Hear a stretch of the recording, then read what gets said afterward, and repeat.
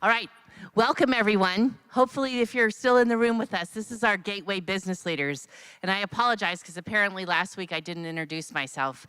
I'm Kelly McDermott and I've been helping Steve out with the business leaders for 3 or 4 years.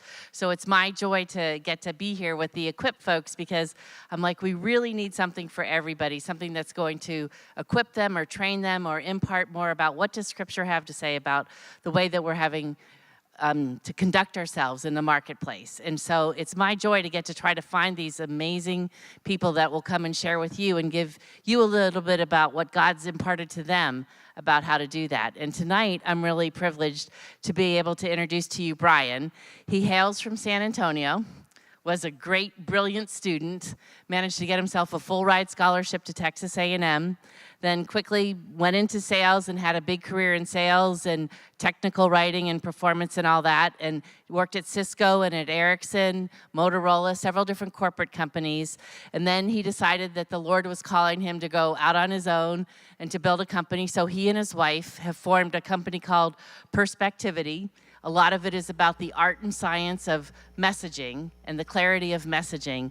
And so he's going to share with you that tonight. He has 4 children, all teenagers, some of them in college or on their way to college very soon. He's super excited about that. But still, he finds time to run 20 miles a week, every week.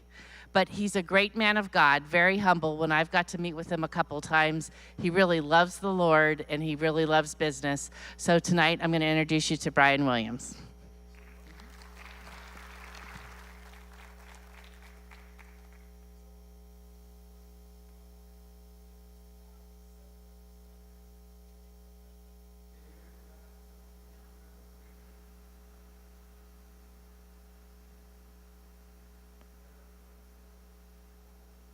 And then it works. There you go. Okay, so for the next 2,700 seconds or 45 minutes, we're going to do a couple of things. We're going to talk about the problem as it relates to sales communication, right? So that's the topic. Now, you can also apply it to any kind of effective communication. So when we talk about the problem, we're going to talk about the solution, and then we're going to talk about how we apply the solution that we've learned, because it's all about application, right? It's not just about hearing the word, but doing it. The same applies in learning. So let's get started. First, we'll talk about the problem using an InfoPrezi. Don't Google it, because I just made that name up, but you'll see what it is in a second. We'll talk about the solution, our 6-step framework that we use with our clients, and third, the application. Let's put it into practice. Ready, go? Why do sales pitches and presentations fail? Why does effective communication become ineffective? Let's talk about that. I want to use, as I said, it's called an InfoPrezi, which is basically an infographic that I use Prezi with, and you'll see just what it looks like in a second. So that's the graphic that I had created, and we'll dig right in. Now, what I want you to do first, what I'm going to ask you to do, is I'm going to show you this company logo, and I want you to just shout out how many different objects or items can you see from the company logo. Someone might see a what? Just what do you see? What do you see? There's one graphic or logo, but what items do you see? I like interaction. I tried to get on the floor, but that's not allowed, so I'm not going to break the rules. Say again? A laptop. 3 laptops going up off to the right. That's 1. Any more? Rectangles, building blocks. Excellent. That's 3. Any more? A hotel? Letter L. Okay, I was about to say that's the first hotel. Letter L. Excellent. Staircase, 5. Very good. Now, here's the key. There's one company logo on the screen, one image, but you just called out 4 or 5 different distinct items from that one logo. And this is exactly what happens in communication. One person is giving one message, but the people take away 3, 4, 5 different messages. We call that mutual mystification in our conversation, right? We think we're saying one message, but they're taking away something completely different. Today, we're going to talk about how to remove mutual mystification from your conversation, all right? Let's keep it moving. Now, what I want to do is on the left are some things I never want you to do when you communicate, right? Whether it's in sales or otherwise. On the right, I want to offer you a new perspective, I'm not going to cover all of these because we don't have time, but we will cover a few. Number one, neglected person in the room in every sales pitch or presentation is the prospect. We see it over and over again, regardless if we're talking to a solopreneur or working at AT&T and Citigroup. The number one neglected person in the room is the prospect, right? And I'll show you how to avoid that. And here's what they're thinking. Inc. 5000 or Inc. 500 interviewed all the CEOs. Number one problem they came back with is, does a salesperson even understand what we're going through, right? Number one response we got back from the CEOs is going to be boring. Our audience is thinking, what's in it for me? It's going to be long. Some of you may have been asking that same question. Is it going to be a painful experience? Can I trust them? Is it going to be tedious or complicated, right? These are the questions that the audience or the prospect has going on in their mind as we're communicating with them. It's our job to eliminate the doubt. The question is, how do you communicate when you sell? So I'm going to move to the left. I want you to not do those things. And as we move to the right, I want you to do it. And we'll go back and forth.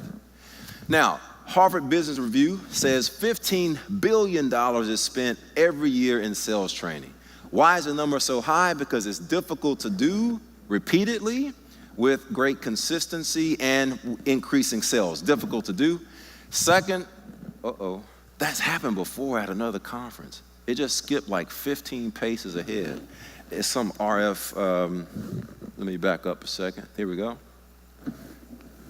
Don't use this, okay. It didn't go as far this time. Insight selling. So corporate executive board researched 4 million business professionals, found that only 17% practice insight selling, meaning you ask a series of intelligent questions. Based on the answers that you get back, you create a solution in your mind, customized solution, and then you communicate that solution to them in real time, allowing them to see problems in their system or organization that they never saw before. Insight selling. Difficult to do, but very powerful. Now, here we go. On the left, I hear this a lot. I know this, Brian, I'll just wing it. I think we'll be fine. Been doing this a long time. No one knows this better than me. So I had the opportunity to coach this guy. He was inducted to the NFL Hall of Fame and asked me to help him with his induction speech. And I was able to do that. And when we finished working together, he said, I had no idea this much work and energy went into preparing a speech. He said, this is incredible. He said, this is how we work this hard preparing for a big game on Sunday, he said. And turns out he's a pastor in St. Louis. And he says, man, I learned so much from what we've done. I have to go back to my church and apologize to my congregation for these pitiful sermons I've been giving them for the last few years, right? So we can't just wing it. There's a plan and a process for everything. In fact, while I was at the ceremony, I met this guy. Anyone recognize this gentleman? Tony Dungy, I hear. Well, I was there and he was kind of chasing me through the crowd saying he saw me on YouTube, wanted to take a picture with me. Well, actually, I chased him around all through the crowd and kind of grabbed and got a picture. But check this out. They won the Super Bowl 2006 with the Colts. This was their philosophy to get there. Expectation, execution, no explanations, no excuses. He said, guys, I have an expectation. You're going to read the game plan. Then you're going to execute it. And if you do that correctly, there should be no explanations and no excuses on Monday when we watch film.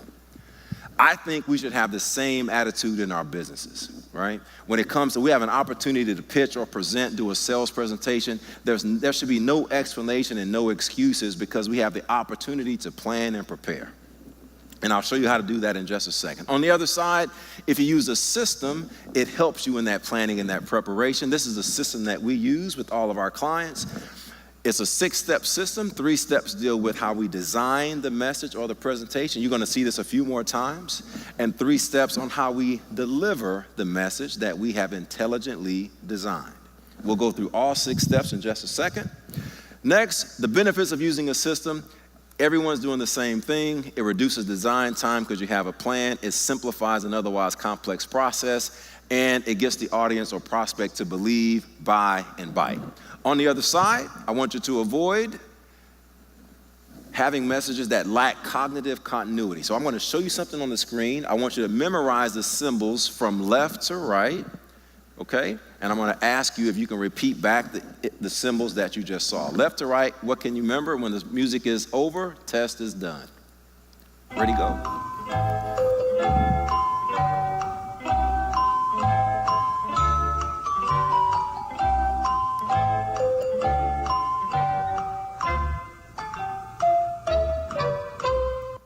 Any volunteers? You can't write them down and then try to sell them back, okay? Any guesses? Anyone? I heard, go for it.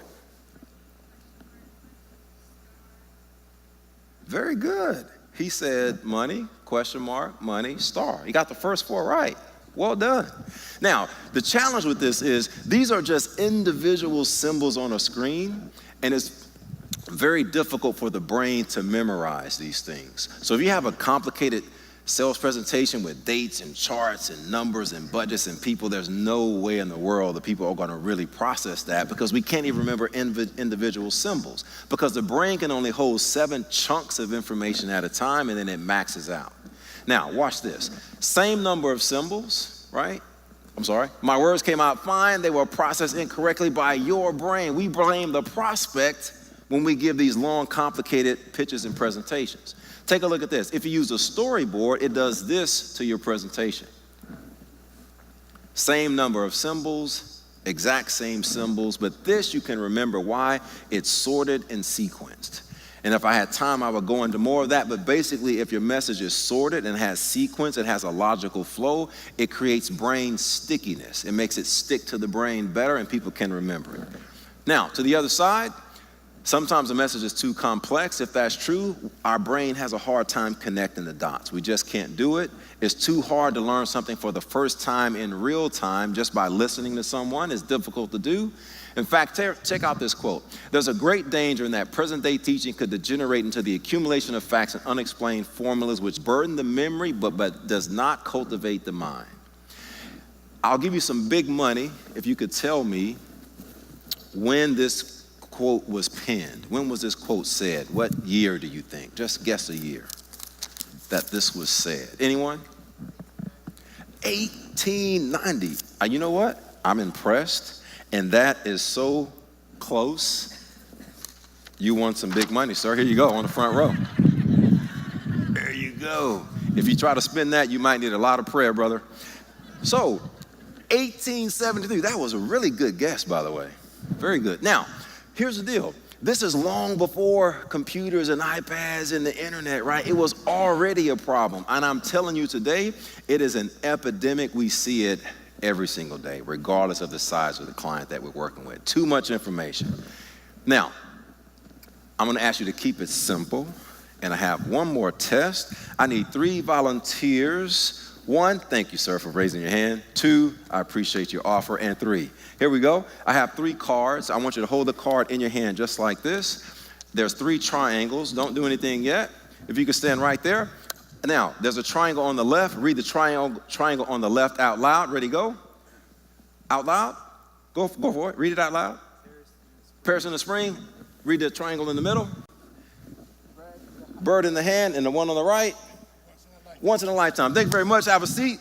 I'm going to show you the card that they just saw. They said bird in the hand, once in a lifetime, Paris in the spring. And this is the card that they are holding. Paris in the spring, bird in the hand, once in a lifetime. But if you look very closely, you see Paris in the spring, bird in the hand, once in a lifetime. Now, we all made an assumption that these were very intelligent men who stood up here and read a phrase, but we found out later, what just happened? You actually never read the phrase. Your brain saw those words and it just says Paris in the spring, bird in the hand, once in a lifetime.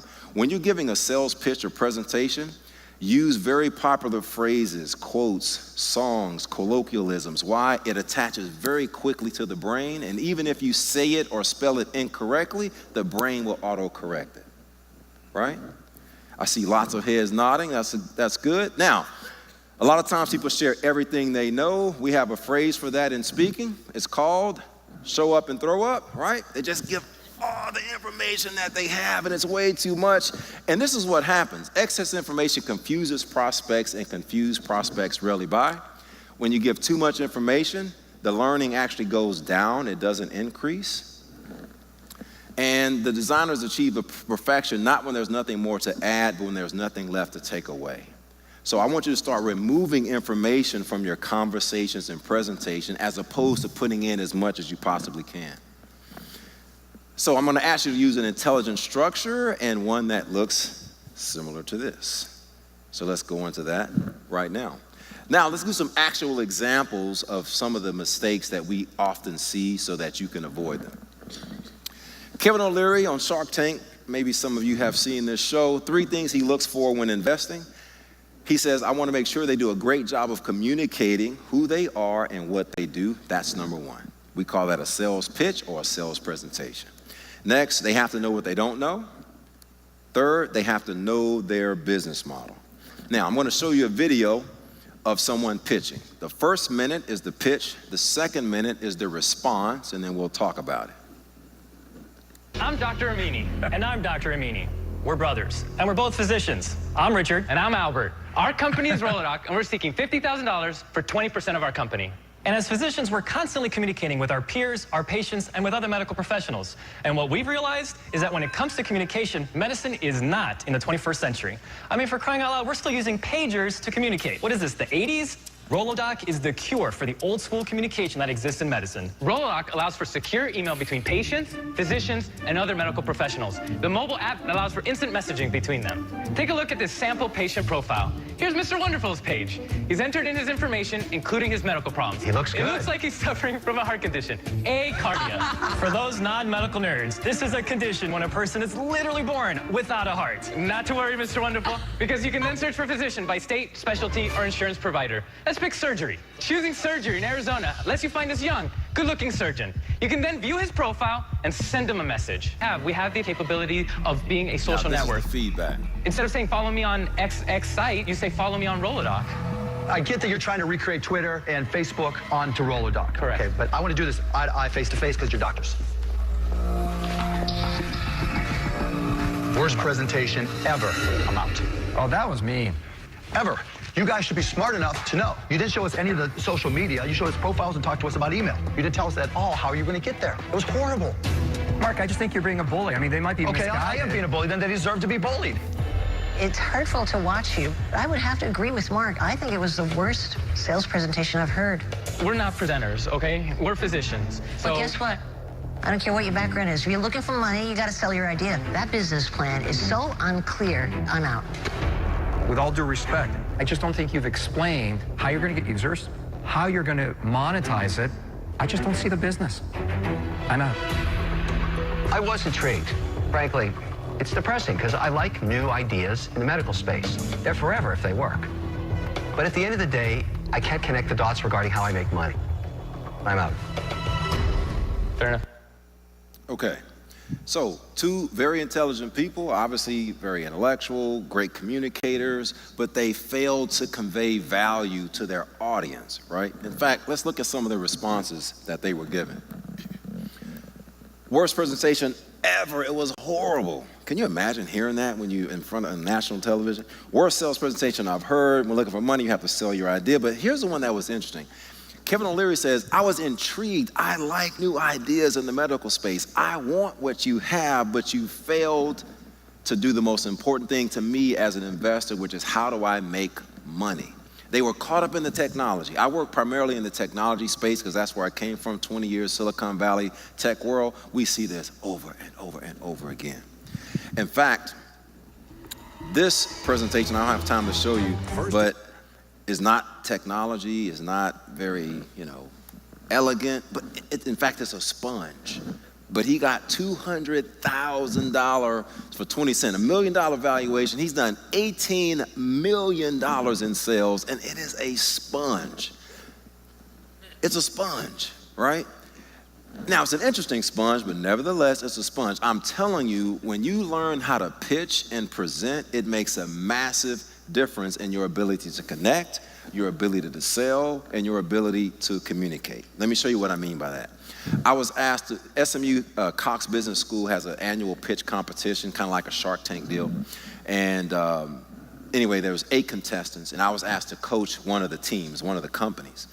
And the 7 other companies were all high-tech, SaaS, cloud-based services, artificial intelligence, really cool things. My team, it was a country in a box, meaning you can order the India box and get Indian food, Indian candy, learn Indian language, go online, see some Indian things, right? Have some Indian clothes in there. Really cool idea, but not very, not much compared to the competition. So I wasn't able to make it to the competition. I had a dinner with some friends, and I get a text. And the text is basically this, and it says, Brian, we did it. We crushed the competition, right? How does a country in a box beat a mobile app that measures your heart rate and gives your vitals, uploads to the cloud, sends it to the hospital? But we crushed the competition, guys. Almost $50,000 in cash and prizes. Why? We mastered the pitch by paying attention to the audience. What I'm going to share with you next is the same system, the same 6-step process that I used to teach them to take all the money. They went on to run another one in Austin and another one in California as well. Here's the key. You can beat the competition even if they have a better product or service than you do. I've seen it happen over and over again.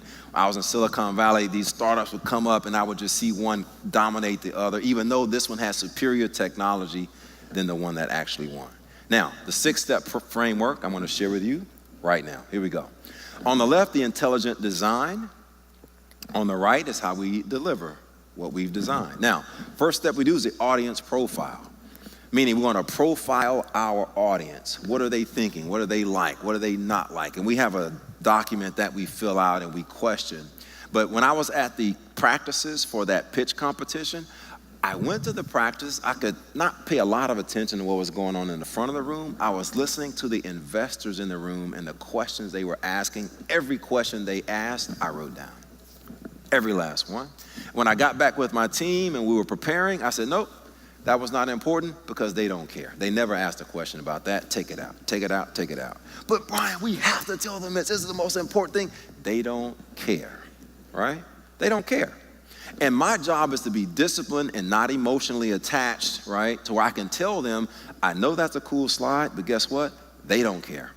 So, audience profile, get hyper-focused on the audience, not your product or your service. So we go through, it takes a lot of time to fill that one out. It's the first one, and I think the most important one. Next, basic building block. We're going to cover that one in detail tonight. There are 6 steps. We obviously can't go through them all. I will cover that one in detail. That one structures the framework of your messaging.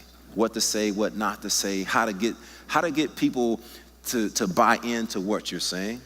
The content storyboard, how to structure the sequence, the flow of your message, right? How to structure it using a storyboard. So in Hollywood, whether it's a 30-second commercial or a 2-hour blockbuster film, they all use a storyboard. Why? Because it works. Next, once we've designed it, we have to deliver it. So now that we've designed the message, we examine the content of our message against the audience profile that we created, right? So I have my message designed, and now I say, okay, now that we have this, will this really resonate with the audience? Does the prospect really care about this? Will it get them where they're trying to go, right? We're not talking about our products and service unless it makes sense to the prospect or the audience. Now, preparation. I wanted to be #1 in the world in something. I thought it'd be kind of cool, so I pursued the world championship, public speaking and Toastmasters, made all the way to the world semifinals, and got disqualified. We can talk about that later. The point is, I learned a lot from the 2 coaches that I had, lots of practice, lots of preparation, and I basically walk people through that process, right? It takes a practice and preparation to be able to deliver a message to the point to where people want to buy in and engage. Now, the last thing we do is we zero in on the audience. Now that we've designed it, now that we've delivered it, we've practiced the delivery, again, will it resonate with the audience? Will it get them where they're trying to go? We got to get hyper-focused on the audience. Question, what do you observe about the 6 steps? Anything jump off the screen? Go for it. ABC, XYZ. First one people say because they're kind of in red letters and they literally jump off the screen. Fair enough. Anything else you notice? Go for it. Absolutely. Bingo. We begin with the audience in mind. We end with the audience in mind. Why? It's all about the audience. The biggest problem I have with every prospect is they talk about themselves and their strategy and their people and their product and their service, and the audience doesn't care. Let's find out what they want to hear and then give it to them, right? Find out what they need. When Jesus met the woman at the well, they weren't just chit-chatting about online shopping and all these other things, and my girlfriend said this. He gave them what he knew they needed, right? And it engaged with her, and it got her attention to where she left and she told other people. She was so engaged and intrigued by that one conversation that she had with him. So, 3 steps to design, 3 steps to deliver. Now, I told you I was going to break down one of these carefully. We want to do that right now. The basic building blocks of effective sales conversations. I will also show you that this is just as effective in any human-to-human communication. We'll cover that in just a second. We call it the cornerstone process. The cornerstone being the main, the central piece of any structure, right? We measure the height from the cornerstone, the width, the orientation from the cornerstone of any structure. Every message needs a cornerstone as well. It's the foundation. So that's the bottom. So the main objective, what is your main objective? What is your expected outcome? We call that the cornerstone. Once that's been established, we build everything about the message on top of that one principle. So we have focus now. We can't talk about everything. It's too much. We got to talk about one thing at a time and then drill that point home. So we establish our cornerstone, the foundation, the main objective. It may be to get her to marry you. It may be to get them to buy. It may be to get them to upgrade their service or product, whatever that is. The second thing we want to do is add supporting arguments to that cornerstone. Now that we've established our main outcome, our main objective, we have to add some supporting arguments to get them to buy into that main outcome or that objective. And last, we got to add some art and science, meaning visuals, stories, graphics, videos, illustrations, right? To get them to buy in. And then we add science, actual data, facts, analytics, spreadsheets, charts, right? Some hard data, hard facts to get them to believe. So we start at the bottom, we add supporting arguments, and then we add the art and the science. Now, if we take a look at this, Mark 6:33 through 39, where Jesus feeds the 5,000. There's a lot of people gathering, and the disciples say, hey, there's a lot of people here and they're hungry. So they're trying to get rid of them. Jesus says, you feed them, right? And they go, with what? So his cornerstone, Jesus' cornerstone was, I got to teach them how to feed people who are hungry. Not just with the physical substance, right? But also to spread the gospel. So he challenges them, you feed them. There's not much that we have here. So his cornerstone is to get them to feed him. He adds supporting arguments. In this case, it was some fish and bread, right? And so they say there's not enough. He blesses it, and he gives them some actual data, facts. He multiplies it. Everyone eats. And then the principle is, I want you now to go feed people, not just with food, but with my word. He had a cornerstone. He supported his arguments with some substance, and then he multiplied that to where they can see for themselves, this man is different from any man we've ever met. We better follow him and listen to him. So he accomplished his objective, right? So let me walk you through this one more time, and I'm going to act as if we're in a courtroom, because people usually get it when I do that. Same principle, just illustrated in a different way. Repetition is the mother of skill, so we teach the same concept in a different way. Now, let's say, your name, sir? Robert? Let's say Robert was brought in on charges, okay? I'm his attorney. This is a courtroom. So let's say he was brought in on some charges, some aggravated assault or something, I don't know, and I'm his attorney. So my cornerstone, my main argument is, my client Robert is innocent. That is my cornerstone. That is my main point, my opening argument. Question, will the jury believe me, yes or no? Of course not. You just can't walk in and say, I see some guys going. Of course he's not going to believe me if I just walk in and say he's innocent. So I have to add some supporting arguments to support my cornerstone. So I say, actually, my client Robert was speaking at a conference in Chicago. He took a flight to get there, and he checked into a hotel in Chicago at the hotel where he spoke. Now, will my audience or jury or prospect believe me now? No, they won't, because I'm just making a claim. I see companies do this over and over again. They just make claims all day long and they don't substantiate the claim. That's why you have to add the art and the science, some visuals, some evidence, right? That's all evidence, the art and the science. Some people think artistically, they believe that. Some are analytical, they'll believe the science. We have to do both because we don't know how they're wired. Okay? Now, the art, the visuals, we have video surveillance of him walking down the hallway. We have video of him on the website speaking at the conference. We have his hotel room key, and we can confirm with the hotel that he actually checked into the room. We have flight data from the airline that shows he actually boarded the flight. Now, will my audience or my jury believe that my cornerstone is true? Absolutely. You better believe it. Heads are nodding, and your prospect's heads will nod as well. But you have to support it. And I push clients, no, you can't make the claim because we can't prove it. Listen, these companies have people come in all day long making all these claims. You have to substantiate it with some hard evidence that's engaging and compelling at the same time. So, I'm gonna do an exercise right after this, and we'll apply this even further. But before I do, this is a real life scenario, doesn't have to do with sales. So I'm gonna show you how this works with human-to-human communication as well. I'm in a run group. Jeff, his wife, says, hey, I think they were married 30 years. She wanted to go on a special vacation, okay? Her cornerstone is, I wanna go someplace special for our 30th, all right? Her supporting arguments were, my friend Nancy got some super cool rates. I found out that there's gonna be a race in the place we're going because he's a runner. There's a 5K taking place. I think you have a great time. And I found the best seafood restaurant on the island. She wants to go to Hawaii, okay? Those are her supporting arguments. Now she adds some art and science. You know what? Here's an email I printed out from my friend. Look at these rates. This package is incredible. I also printed out this info from the website from the restaurant. Look at the ratings that they've gotten. And check out the route on this 5K. It's going through these beautiful lush gardens and along the beach. It's gonna be awesome. And look at the price that we're getting all of this for. Question to you, did they go to Hawaii for their anniversary or not? Yes or no? Absolutely they did, right? They absolutely went. Why? She had a cornerstone, she added supporting arguments, she added art and science, and she was hyper-focused on whom? Herself or her husband? She was focused on him, but what did she get? She got exactly what she wanted.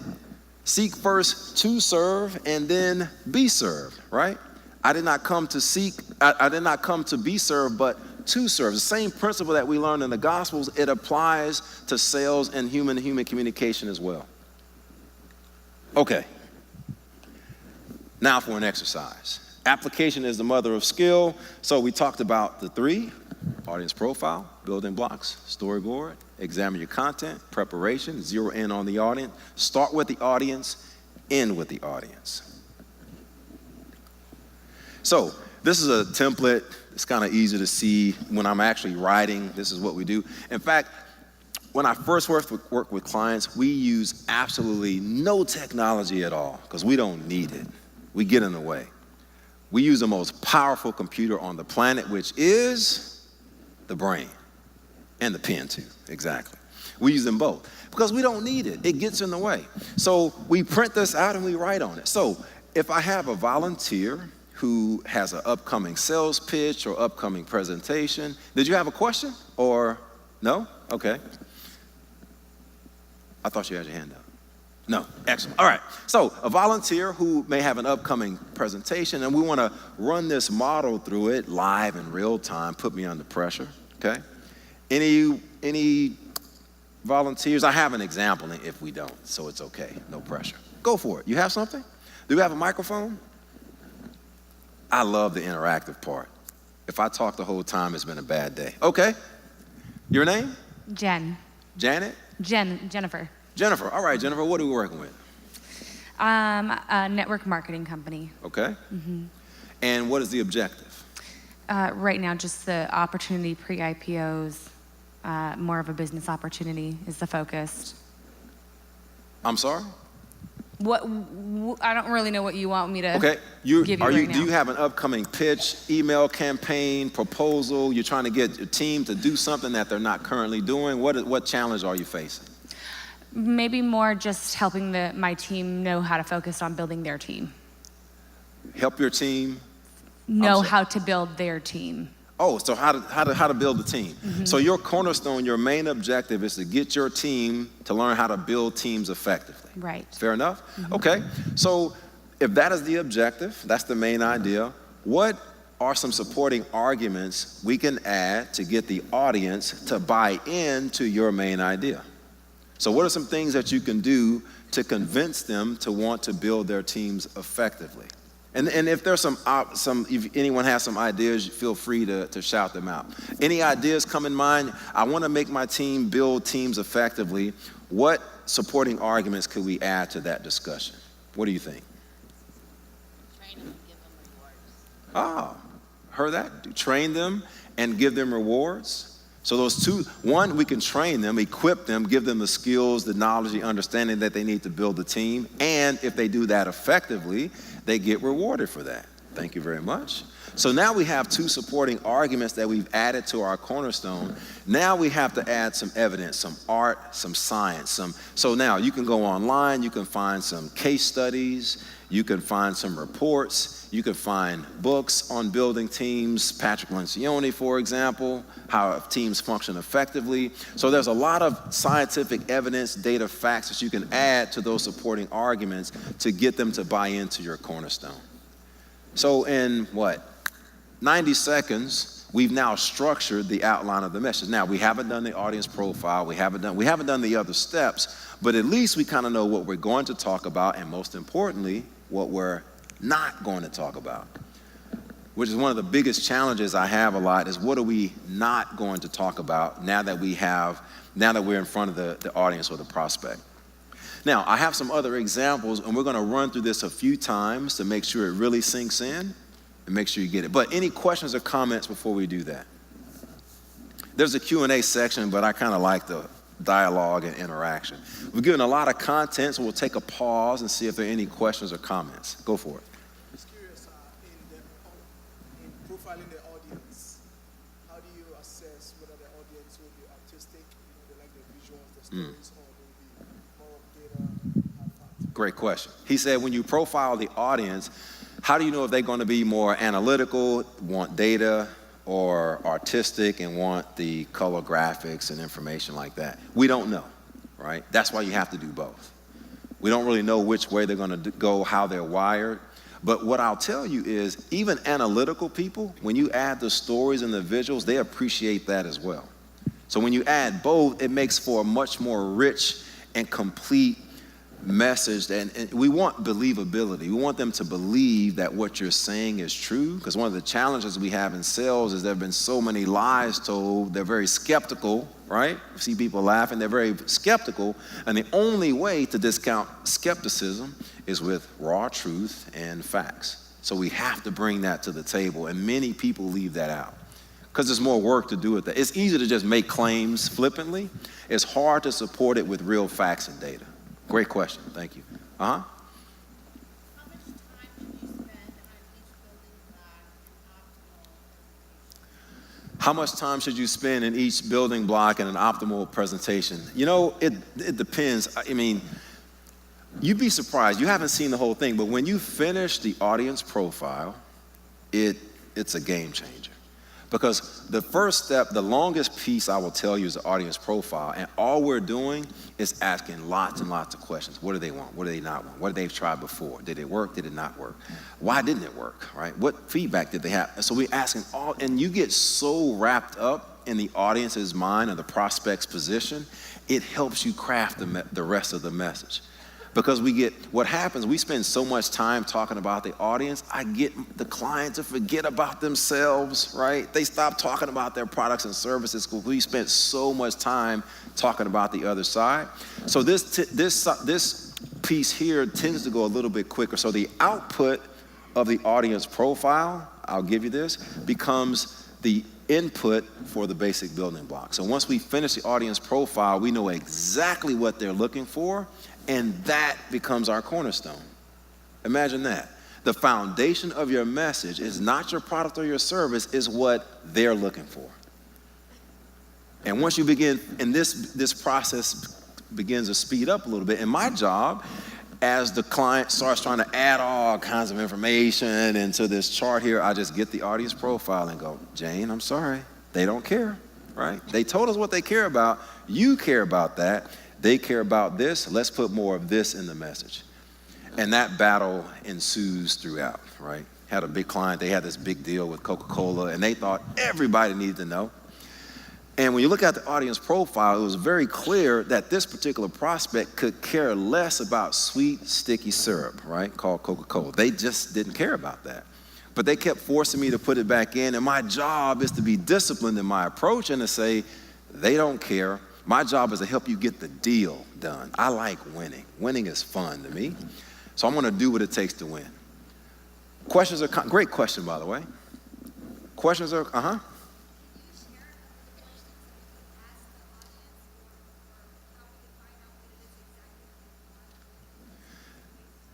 Question is, can you share some questions that you would typically ask the audience to try to get a better idea of what they're looking for?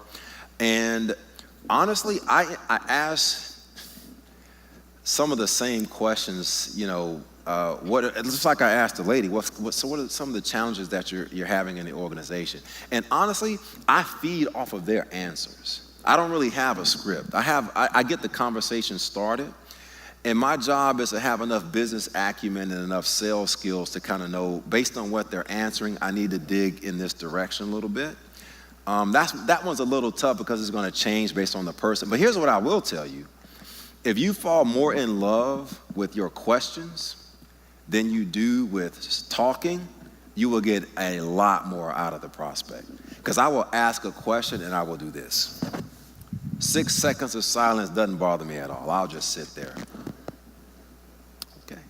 And let them think and ponder, and eventually they'll start talking. I have a 70-30 rule. You talk 70% of the time, I talk 30% of the time. And when I'm talking, I'm asking questions.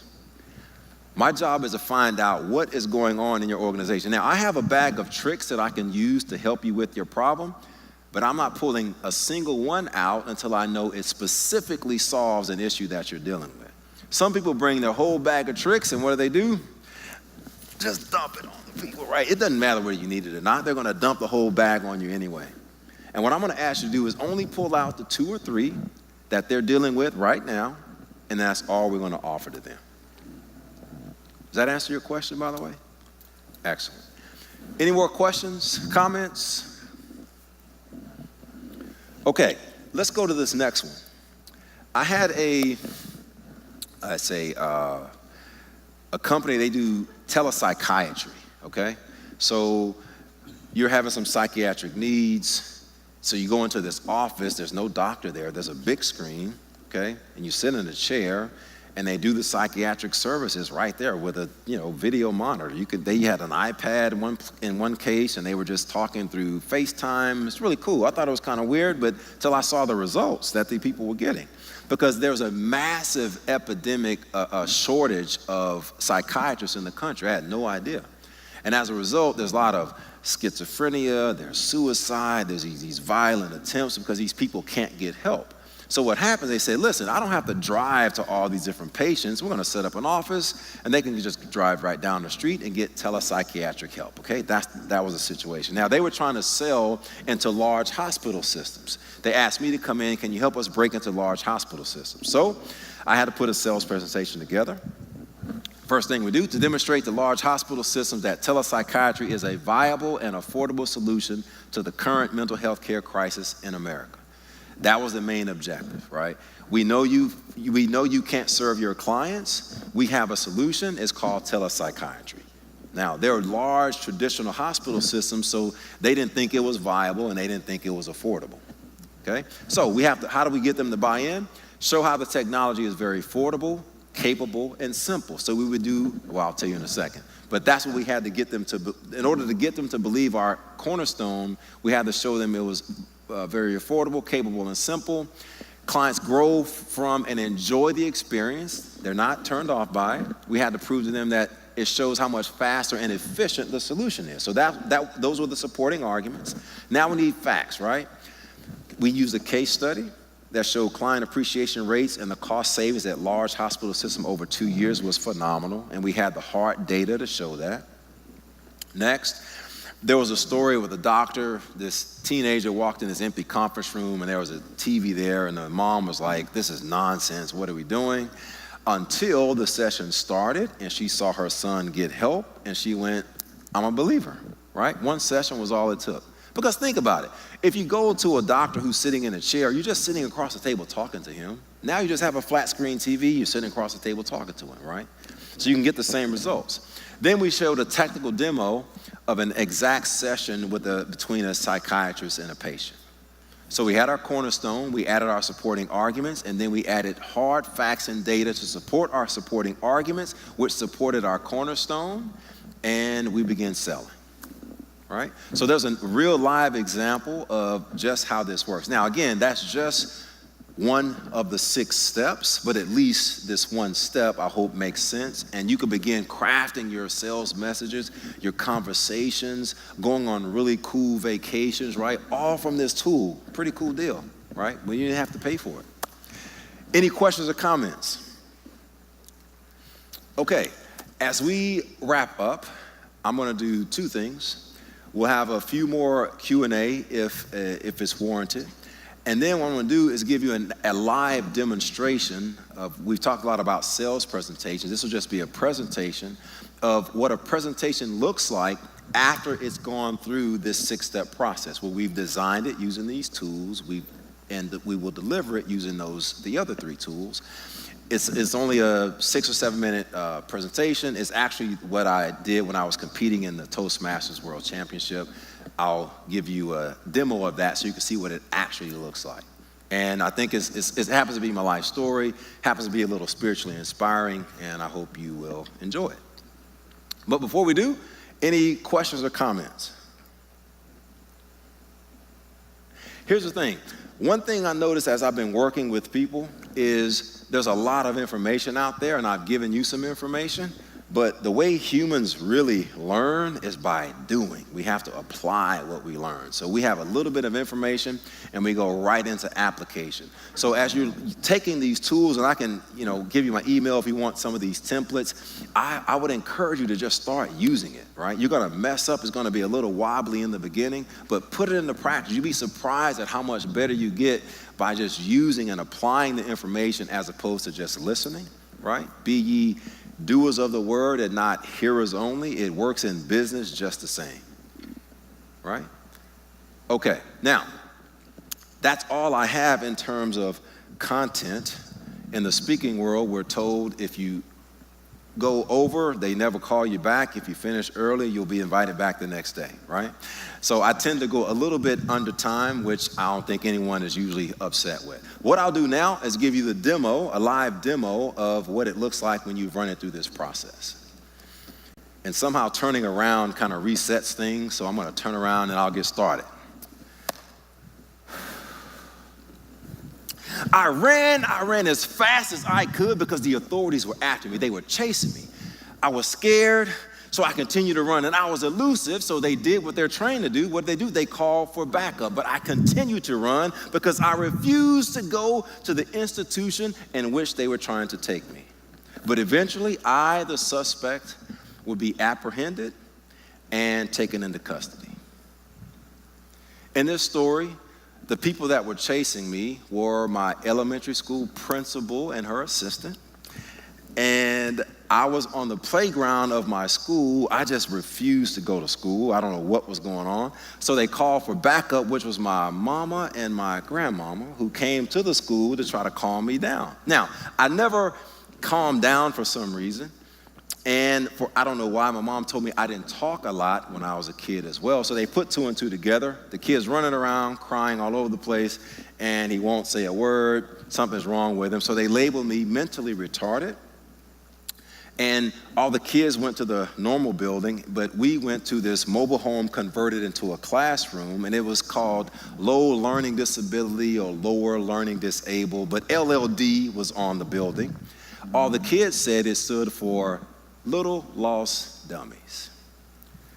Little Lost Dummies. So that's what we were called every day going to school. So I'm in class with, kids with Down syndrome, mentally retarded, and I'm thinking, what in the world is going on? How did I get here? So one day, my angel with an afro walks into the classroom. She was a black lady. Her name happened to be Mrs. White. And she walks in that class, and I was so intrigued by her because she had the perfectly shaped fro. She could be in the middle of a thunderstorm, and that fro was perfectly shaped. One day, she walks in that classroom, and she just says, that child is not supposed to be in here. And one day, I'd find myself out of the class and in her class, and she'd work with me. By the time I was in the 3rd grade, they send a letter home saying that this boy is at a 5th grade level. He needs to skip the 4th altogether, move right into the 5th, right? So sure, people will mislabel you and misjudge you, but God don't make no junk. Eventually, I found my way into high school. I got into football. I really enjoyed playing, and I got pretty good at it and had some opportunities. I turned down some opportunities because I wanted to go to this one particular university and play football there, and I was watching them all throughout high school. So I get there, they said, Brian, we saw you, you're a little skinny, so you got to put on some muscle. So I began eating 5 full meals a day, working out twice a day, a lot of time, a lot of hard work, and it actually paid off. Doesn't look like it now, but it actually paid off back then.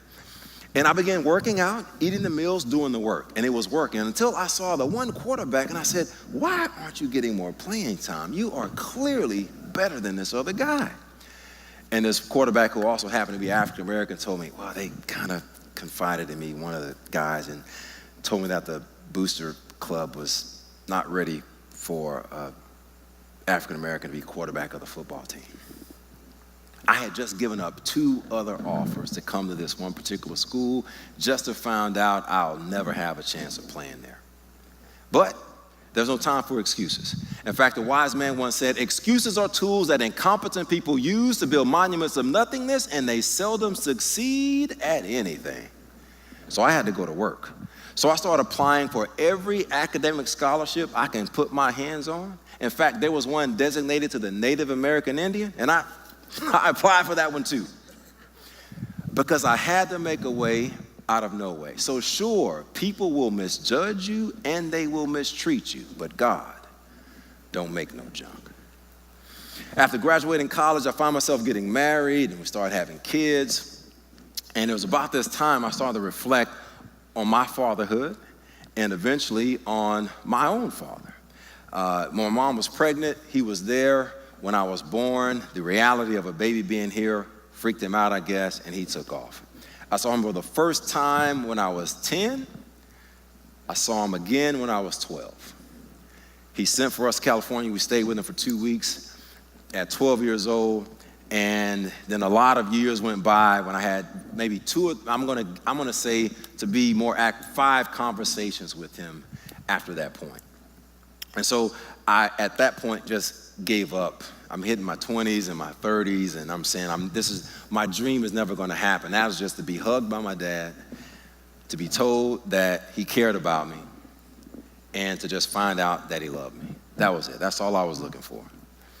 And so I ended up going to this funeral in Arkansas, and it was over, and we're at my aunt's house, and my dad was supposed to meet us the day before, and once again, he was a no-show. Many promises in life. I'll be there, I'll come get you, I'll send this and that. Nothing ever showed up. But the little boy inside of me was still hoping that Dad would show up, because I think every man longs for the love of a father, both the one on earth and the one in heaven, whether he realizes it or not. And I was me.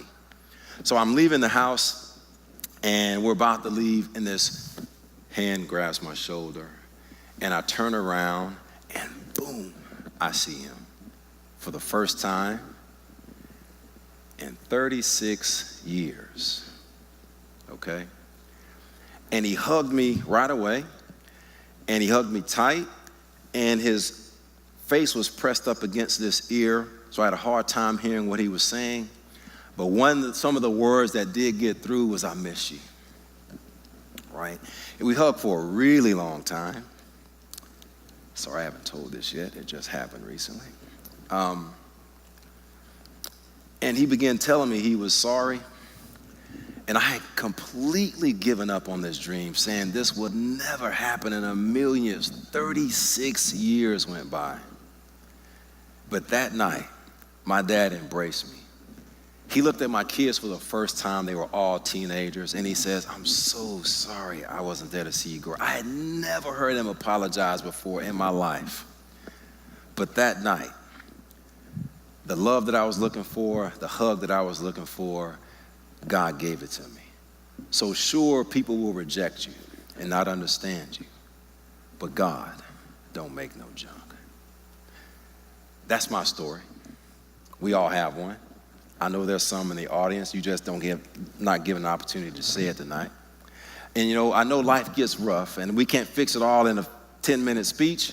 But I heard Dr. King once say, the ultimate measure of a man is not where he stands during moments of comfort and convenience, but how he responds during chaos and controversy. See, we can all get it right when it's all good, but what do we do when it all goes wrong? The best I can give you are the words of Dr. Kent Keith, who said, people are illogical, unreasonable, and self-centered. Love them anyway. The good you do today will soon be forgotten tomorrow. Do good anyway. When you succeed, you win false friends and true enemies. I tell you, succeed anyway. You give the world the best that you have and still get kicked in the teeth. I came here to tell you to give the world your best anyway. Why? Because in the final analysis, it's all between you and him. It never was between you and them. Anyway, listen, always see yourself for what you could be so you can become what you should be with the understanding that God don't make no junk. God bless you. Going on. Thanks very much, Brian. I appreciate that.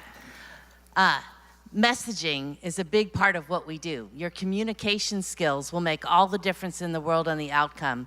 And it's your influence in your mantle. You speak by verbals, you also speak by nonverbals.